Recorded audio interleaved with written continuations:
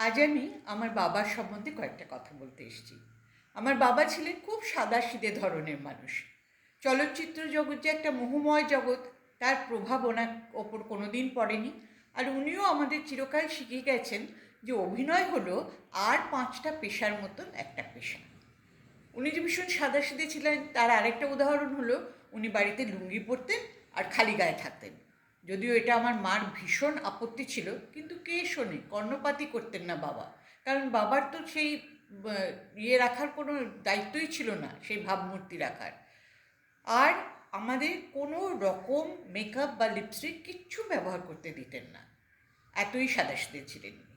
আর একটা গুণের কথা বাবার আমার বলতে যতবার বলি ভীষণ গর্ববোধ হয়, যে বাবা ভীষণ পরোপকারী ছিলেন। যত মানুষ বাবার কাছে সাহায্য চাইতে এসছে, কেউ কোনো দিন নিরাশ হয়ে ফিরে যায়নি।